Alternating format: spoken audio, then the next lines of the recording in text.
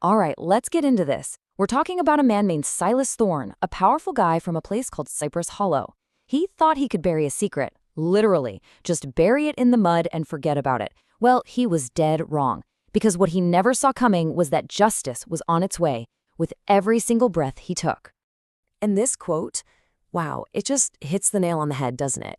We're not talking about some courtroom drama with a judge and a jury. No, this is something else entirely. This is about a revenge that was slow, methodical, and honestly, absolutely chilling. So, to really understand what's going on here, we have to rewind. We're going back 10 years, because that's where it all started. A single moment of just brutal, casual cruelty. And that one act, it planted a seed of revenge that would take an entire decade to finally bloom. Okay, so let's meet the main players in this story. You've got two central figures. On one side, there's Silas Thorne. He's 48, the master of this whole plantation, Cypress Hollow. He's arrogant, cruel, and completely obsessed with his own health and wealth. And then there's Ara. She's 26, the lead chambermaid. To him, she's practically invisible, a ghost. But she is the sister of the woman he murdered. And she has been playing the long game, just waiting for this exact moment. And when I say she was patient, I mean incredibly patient. Think about it. 10 years ago, her sister, Sarah, was killed. For what? For dropping a piece of glass.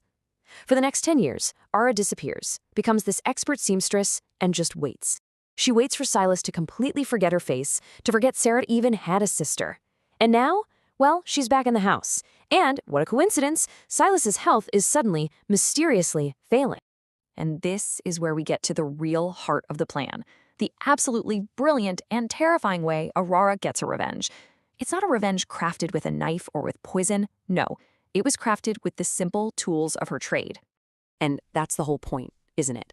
Silas is a man of brute force, a man who rules with a whip. He'd expect someone to come at him with a hammer, with violence. He would never, ever suspect that his own downfall was being carefully sewn into the very fabric of his comfort. So how'd she do it? It was a clinical process, really. Every single week, she'd collect Silas's fancy heavy silk pillowcases. Then, in total secrecy, she would painstakingly unpick the inner seams and sew in a fine powder of crushed industrial glass right into the fibers. Then she'd just return them to his bed. They were transformed into these silent, lethal weapons. The weapon she chose was just horrifyingly simple. Industrial glass ground down to a powder so fine it was practically invisible. Every time Silas laid his head down to sleep, every time he tossed and turned, this microscopic cloud of glass dust would rise up. He'd breathe it in.